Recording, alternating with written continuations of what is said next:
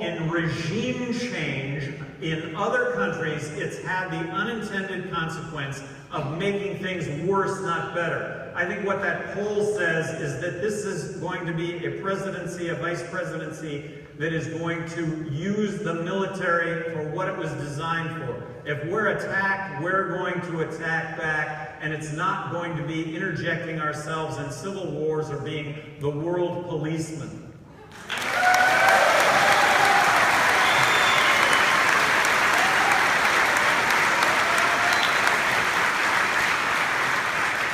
We need to have an invincible national defense. If we're attacked, we're going to attack back. And you can argue that we've been attacked, and I will say that we've been attacked. There is terrorism. ISIS exists. I think ISIS has been regionally contained. Think of ISIS right now as sands through an hourglass, but we're going to see those sands through the hourglass. Afghanistan. Let's get out of Afghanistan tomorrow.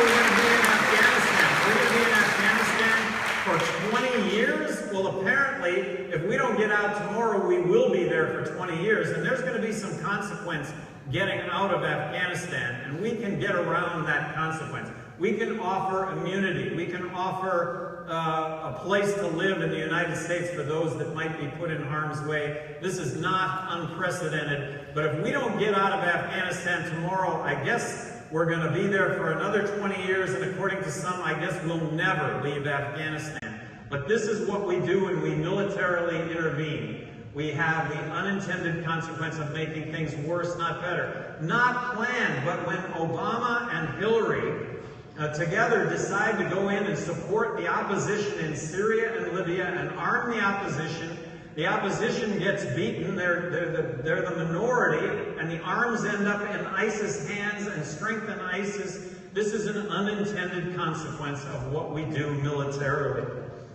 Has America ever been better? Has life ever been better in this country? I don't think it has been. We get along better, our kids are smarter than ever, and the number one law enforcement tool that we have are our smartphones. And yes, we have issues, but we will deal with these issues. We communicate we communicate better than ever before. There has never been a more optimistic time. Looking forward at the medical developments that are going to take place in this world, the artificial intelligence that will come to play in this world, self-driving cars. As we get older, we'll be able to go anywhere we want. We'll just be able to speak into a computer and be able to drive. It'll be a sleeper car. I mean, it's really unbelievably exciting. It's really exciting to be here. Unbelievably exciting to be here with all of you. Thank you all so much. We're going to open this up. To have a discussion, to have some questions. For those of you that have insults, we'll give you that opportunity. Anyway, thank you.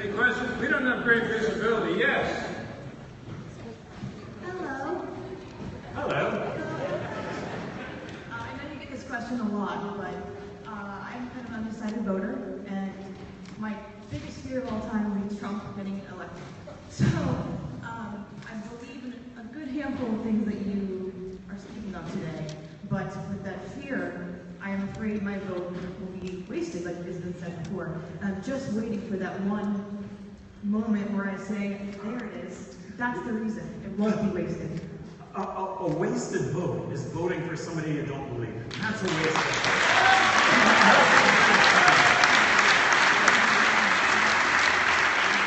Nothing is going to change if we don't vote to change it.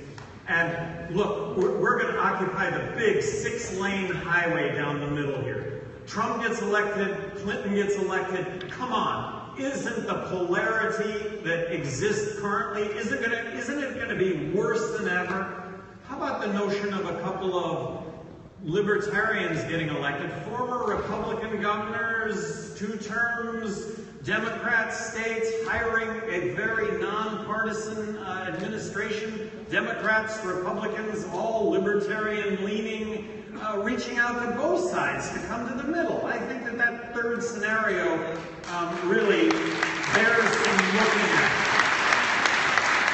And I think come November, I think a lot of people are going to consider that a wasted vote is going to be a vote for either Trump or Clinton. We're really not.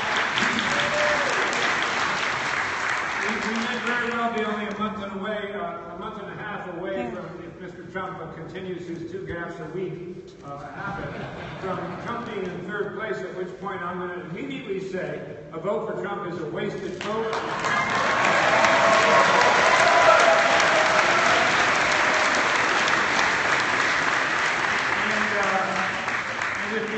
If you don't vote for us, you're voting for a massive tax increase and a massive increase in the deficit. Gary.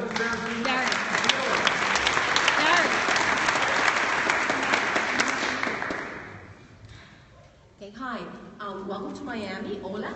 My name is Dr. Patricia Cardinale, and my PhD is in the use of online learning to reach populations right now that could be in rural or areas that don't have broadband access. So my question to you is, as president, what would you do to ensure that children that live in rural areas have access to broadband? What kind of infrastructure plan do you have to expand the broadband in the United States? Well, as governor of New Mexico, I was more outspoken than any governor in the country regarding school choice, believing that we should bring competition to public education. So that issue is best served by the states. What could the federal government do when it comes to education that would be best? I believe it would be to abolish the Federal Department of Education.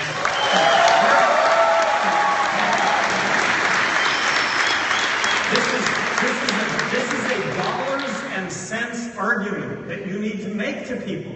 Look, Florida gives Washington 13 cents. Then Florida gets back 11 cents. How do you like that bureaucratic wash and dry cycle? And then not only that, but Washington says, here's what you have to do to receive the 11 cents that we just gave you. Well, they didn't really give it to you. You gave it to them. They gave it back with less. And it costs you 15 cents to comply with it. So the state of Florida and all states take it on the chin to the tune of about 6 cents out of every school dollar that every state spends.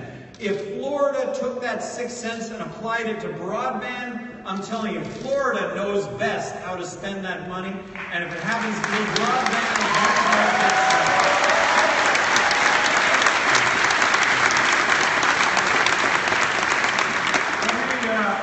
let me just go further on the point of online education, because I think distance learning is part of the wave of the future, the big wave of the future. In fact, I think the very expensive 4-year bricks and mortar residential-only college course may very soon be a limited commodity here. You hear a lot about the high cost of a college education, how it's really pressing families to huge sacrifices. Kids are as Gary says, graduating from college with a mortgage but no house, $200,000 in student loans. And it's that 4-year bricks and mortar Ivy-clad institution that's producing that $200,000 in debt. The cost of a college degree through online learning.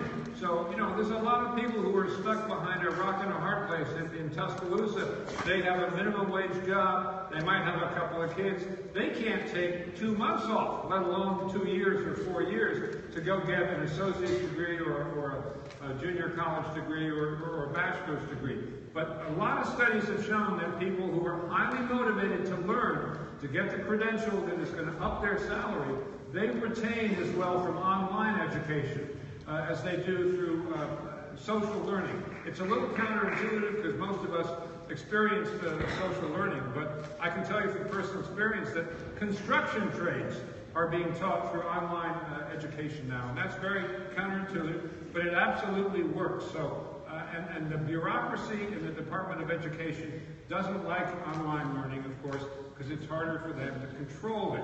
But the proof of the pudding is in the eating, and I think it's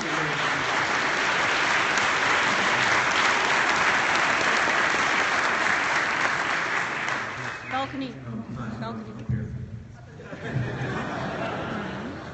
That's so cool. I can't believe it's like this built.